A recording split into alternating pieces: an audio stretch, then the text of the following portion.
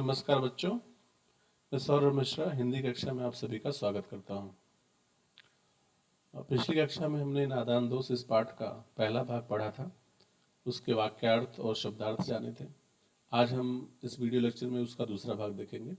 हमने यहाँ तक पढ़ाई कर ली थी। दोनों चिड़ियाँ बार बार कार्निस पर आती और बगैर बैठे ही उड़ जाती।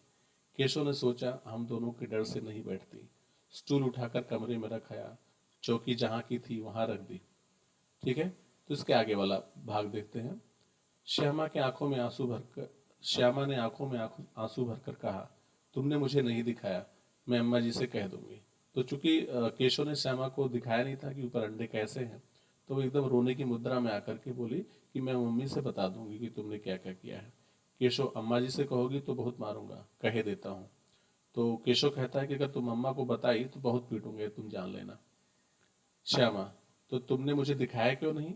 श्यामा फिर कहती, तो दिखाया क्यों नहीं तुमने मुझे? केशव, और गिर पड़ती तो चार सर ना हो जाते? तो कह रहा कि अगर गिर पड़ती तो चार सर मतलब सर फूट नहीं जाता? तो कहने का भाव चार सर ना हो जाते? श्यामा, हो जाते तो हो जाते, देख लेना, मैं कह दूंगी।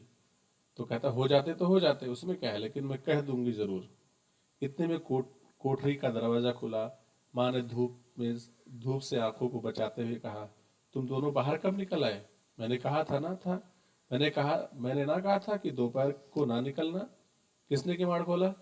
तो मम्मी देखती है कि दोनों बच्चे जो है वो बाहर धूप में हैं, तो वापस मम्मी अपनी बात याद दिलाते हुए कहती कि मैंने कहा नहीं था कि धूप में निकलना नहीं। किसने किवाड़ मतलब दरवाजा, किसने दरवाजा खोला?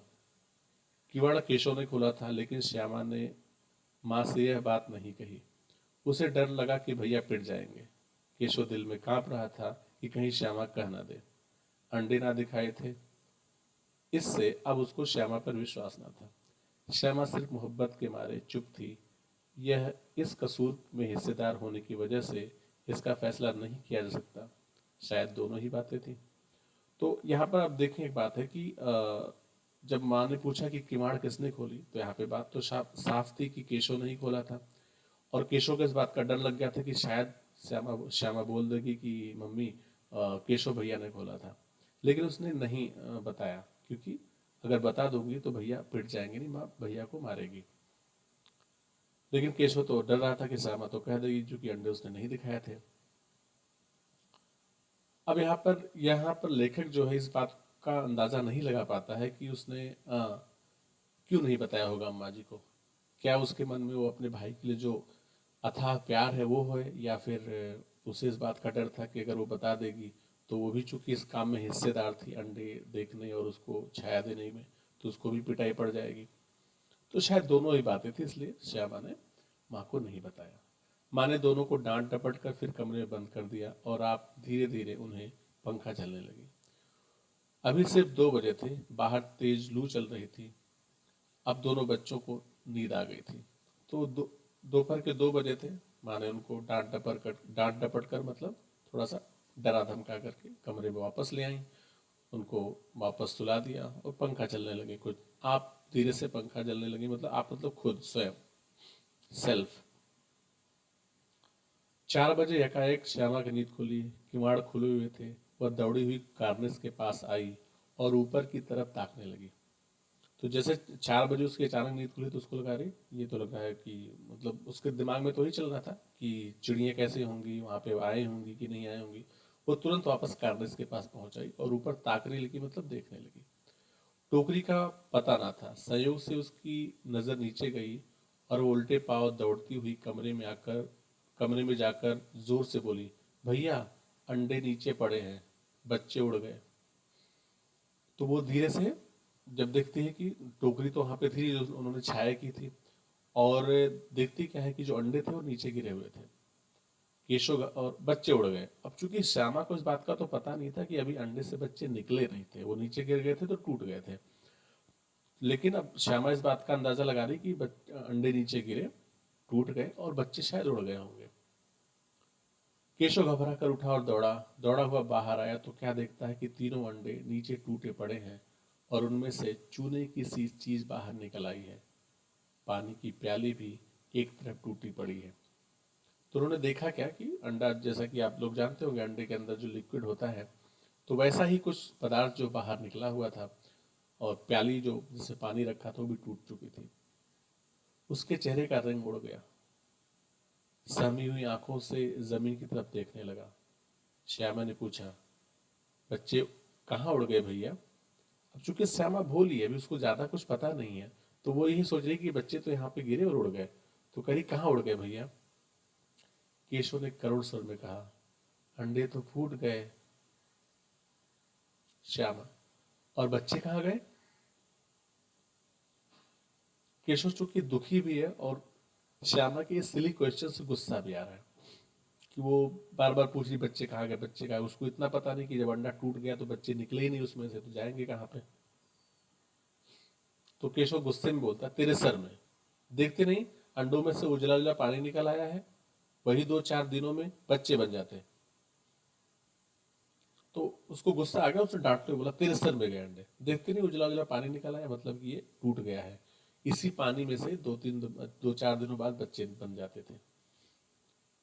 माँ ने सोटी हाथ में लिए हुए पूछा, तुम दोनों वहां धूप में क्या कर रहे हो? सोटी मतलब एक डंडा, छोटा सा डंडा लेकर के हाथ में पूछा, तुम दोनों वहां क्या कर रहे हो?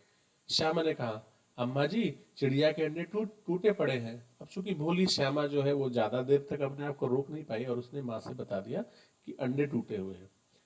माँ ने आकर टूटे हुए अंडों को देखा और गुस्से में से बोली, तुम लोगों ने अंडों को क्यों छुआ? माँ टूटे वापस देखते हैं। माँ ने आकर टूटे हुए अंडों को देखा और गुस्से से बोली, तुम लोगों ने अंडों को छुआ होगा। श्यामा तो भैया को पर जरा भी तरस ना आया। अब इस बार श्यामा को भैया पर थोड़ा भी तरस नहीं आया कि मतलब भैया मार खाएगा या पिट जाएगा। उसी ने शायद अंडों को इस तरह रख दिया कि वो नीचे गिर पड़े। तो अब वो सोच रही है कि चूंकि भैया ने सही से रखा नहीं, ऊपर से मुझे दिखाया भी नहीं, और उसके रखने के नाते ही यहाँ पर नीचे गिर गिर पड़े होंगे, इसकी इसे सजा मिलनी चाहिए। बोली, इन्होंने अंडों को छिड़ा था अम्मा जी। तो श्यामा ने अम्मा को बोल दिया कि इन्होंने अंडों को छेड़ा था। तो सारी बातें उसने अपने मन में बिठा ली कि इन्होंने सही से अंडे नहीं रखे होंगे, और अंडे मुझे दिखाए भी नहीं, वरना मैं इनको कुछ सलाह देती कि अंडे इस तरह से इस तरह होने चाहिए। तो ये सारा अपने मन में भाव रखते हुए उसने तुरंत माँ से बोल दिया कि माँ, इसने ही अंडे छेड़े थे। माँ ने केशव को पूछा, क्यों रे? केशव भीगी बिल्ली बना खड़ा रहा। माँ, तू वहां पहुंचा कैसे? भीगी बिल्ली बनना मतलब एकदम डर जाना, मुहावरा है भीगी बिल्ली होना, ठीक है। तो वो पूरी तरीके से एकदम शांत खड़ा था। माँ ने वापस डांटते हुए पूछा, वहां पहुंचा कैसे? श्यामा, चौकी पर स्टूल रख कर चढ़े अम्मा जी। अब श्यामा यहाँ पे सारे पोल खोल रही है। छोटी बहनें अक्सर करके आपने अपने घरों में भी देखा होगा, आपकी छोटी बहनें आपके इस तरह के कामों में जो हेल्प भी करती हैं और बाद में सबसे पहले आपका पोल भी खोल देती हैं। तो ऐसा ही कुछ श्यामा यहाँ पे कर रही है। तो कह रही है कि चौकी पर स्टूल रखकर चढ़े अम्मा जी। केशव, तू स्टूल थामे खड़ी नहीं थी? तो केशव बोलता है कि तू स्टूल थामे नहीं खड़ी थी। अब यहाँ पे केशव अपने आप को जब पूरी तरीके से फंसता हुआ देख रहा है, तो बोलता है, तू स्टूल को थामे मतलब पकड़े हुए खड़ी नहीं थी। श्यामा, तुम ही तो कहा था। तो श्यामा भोला होके बोलती, तुम ही तो कहा था, तभी तो मैंने पकड़ा था, वरना मैं क्यों पकड़ती। माँ, तू इतना बड़ा हुआ, तुझे अभी इतना भी नहीं मालूम कि छूने से चिड़िया के अंडे गंदे हो जाते हैं, चिड़िया फिर उन्हें नहीं सेती। तो माँ यहाँ पे एकदम चिंतित मुद्रा में है और बच्चे को डांट भी रही है, कितना बड़ा हुआ, तुझे इतना भी नहीं मालूम कि चिड़िया के अंडे अगर हमने छू दिए तो गंदे हो जाते हैं। उसके मन में वो तरह तरह की अलग भावना आ जाती है, फिर उसको सेती नहीं। सेने का मतलब क्या होता है कि चिड़िया जब अंडे देती है, मुर्गी अंडे देती है, तो उसके ऊपर वो बैठती है, एक तरह की मतलब अपने शरीर की गर्माहट देती है अंडों को। सेना उसी को बोलते हैं। तो धीरे धीरे करके उसमें उस गर्माहट से उसमें बच्चों का जन्म होता है, और फिर वो चूजे बाहर निकलते हैं, चिकन्स जो होते हैं बाहर निकलते हैं। तो वही का सेने का मतलब वही है। श्यामा ने डरते डरते पूछा, तो क्या चिड़िया ने अंडे गिरा दिए अम्मा जी? तो श्यामा ने एकदम डरते हुए पूछा, तो क्या उसको जब ये पता चल गया कि लोगों ने छू दिया है तो उसने खुद गिरा दिया अंडा? माँ, और क्या करती, केसों के सिर इसका पाप पड़ेगा। हाय हाय, 3 जाने ले ली दुष्ट ने। तो माँ जो है बोलेगी कि इसका पाप जो है केशव के सिर पे पड़ेगा। और मतलब अंदर से दुखी है वो भी। 3 जाने ले ली, मतलब 3 जाने चली गई हैं इस वहां पे 3 अंडे थे तो 3 अंडे गिर गए हैं, तो 3 जाने चली गई हैं। दुष्ट, दुष्ट का मतलब यहाँ पे बोला जिसका जिसका विचार अच्छा ना उसको दुष्ट कहा जाता है। केशव रोनी सूरत बनाकर बोला, मैंने तो सिर्फ अंडों को गद्दी पर रख दिया था अम्मा जी, एकदम रोते हुए और मन में एक भोली सी भावना लेकर के। चूंकि यहाँ पर केशव का जो भाव था वह यह नहीं था कि वह अंडों को क्षति पहुंचाना चाहता था या अंडों को मतलब नुकसान पहुंचाना चाहता था। उसका भाव तो ये था कि अंडे अच्छे तरीके से रहें, पूरे आराम से रहें, और जिससे उसमें से बच्चे निकले तो उनको एक सुकून मिले।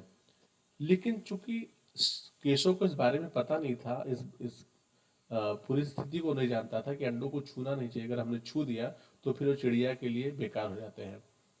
तो इस भोलेपन की वजह से उसने मतलब अपनी माँ से बोला कि मैंने तो केवल गद्दी पर रखा ही था।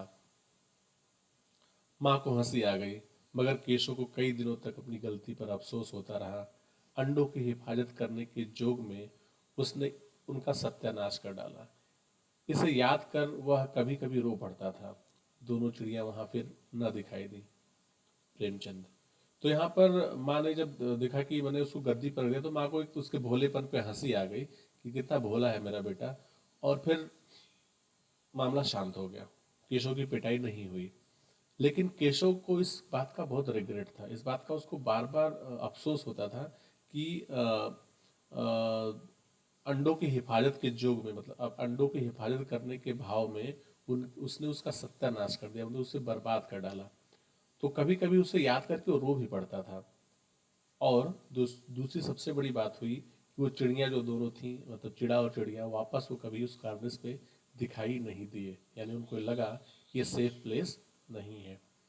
तो कहीं ना कहीं ये कहानी हमें यह शिक्षा देती है कि जब हमारे पास जानकारी ना हो तो हमें उसको अपने बड़े बूढ़ों से जान समझ लेना चाहिए और फिर कदम उठाना चाहिए। जानकारी ना होने के अभाव में अपने मन से विचार कर लेना और उसके लिए अज्यूम कर लेना कि ऐसा ही होगा, और बाद में जब उसकी गलती हो जाती है तो उसका जो नुकसान होता है वो फिर पछताने से नहीं भरता है। तो आप लोगों को भी यही सलाह मैं दूंगा कि आप अपने जीवन में जो भी कार्य करें, अपने बड़ों को, अपने माता पिता को विश्वास में लेकर के करें, उनसे बातचीत करके करें। अगर कुछ नहीं पता है और आपको लग रहा है कि ये बात अगर आप नहीं जानते हैं तो निसंकोच होकर के आप अपने माता पिता से सलाह लें, उनको बताएं, अपने जीवन की घटनाओं के बारे में बताएं, जो भी आपके साथ हो रहा है, आपके घर पे, कक्षा में, आपके दोस्तों के साथ जैसी भी घटनाएं हो रही हैं, आपको अपने माता पिता से जरूर शेयर करनी चाहिए। इससे क्या होता है कि आपको एक सही सलाह मिल जाती है। अन्यथा आप अपने मन में विचार तो कर लेते हैं, अपने हिसाब से सोच भी लेते हैं, लेकिन कई बार वह अपने हिसाब से सोचना, अपने मन से विचार करना आपका सही निर्णय नहीं हो सकता है। और वह सही निर्णय ना होने से उसका नुकसान जो होगा केवल आपको सहना पड़ेगा। माता पिता भी बाद में परेशान होंगे, पछताएंगे, चिंतित होंगे, लेकिन वो समय तो वापस नहीं आएगा। तो इस नाते समय रहते हमेशा अपने माता पिता, अपने बड़ों से, जो आपके आसपास के लोग हैं, जो आपके शुभचिंतक हैं, उनसे अपनी बातों को रख करके और सलाह लेते रहना चाहिए, हमेशा लेते रहना चाहिए, जब तक आपका विवेक पूरी तरीके से सुदृढ़ ना हो जाए, मतलब आप वयस्क ना हो जाए, आपके अंदर इस बात की जानकारी आ जाए कि क्या सही है और क्या गलत है। तो इस तरह से पाठ समाप्त होता है। आगे इसके प्रश्न हैं, इस अभ्यास को भी हम करेंगे। इसके लिए मैं आपको ये इसका असाइनमेंट गूगल क्लासरूम में भेजूंगा, आपको उसे अपनी अभ्यास पुस्तिका में लिखना है। सहूलियत के लिए इसके जो प्रश्न उत्तर है, प्रश्न अभ्यास है, वो आपको वहाँ पे मैं उपलब्ध करवा दूंगा। लेकिन फिर भी मेरी आपसे गुजारिश है कि आपको जो उत्तर लिखने हैं वे उत्तर आप अपने मन से, वहाँ से आप विचार ले लें, समझ भी लें कि कैसे लिखना है। लेकिन उत्तर लिखते समय आप कोशिश करें कि आप अपने शब्दों का प्रयोग करें, अपने अपने शब्दों में लिखें, ओन वर्ड्स में लिखें, तो वह ज़्यादा अच्छा होता है। क्योंकि अभी से आप प्रयास करना शुरू करेंगे तो आगे कक्षाओं में आपको फिर आंसर लर्न नहीं करना पड़ेगा, केवल आंसर के बारे में आपको एक तरह से मन में समझ लेना है, उसका कॉन्सेप्ट क्लियर कर लेना और फिर अपने शब्दों में आप उसे लिख पाएंगे। ठीक है, तो इस तरह से ये आज का पाठ समाप्त होता है। इसका एक्टिविटी भी एक हम लोग करेंगे। यहाँ पे देखिए, गर्मियों या सर्दियों में जब तुम्हारी लंबी छुट्टियां होती हैं, तुम्हारा दिन कैसे बीतता है, अपनी बुआ या किसी और को एक पोस्ट कार्ड या अंतर्देशीय पत्र लिखकर बताओ। तो एक्टिविटी अभी तो संभव नहीं है लॉकडाउन के वजह से, लेकिन जब हम लोग नॉर्मल समय में आएंगे, सही समय आ जाएगा, तो इस एक्टिविटी को हम लोग करेंगे। तो चलिए आज के लिए बस इतना ही, मिलते हैं अगली कक्षा में, तब तक के लिए धन्यवाद।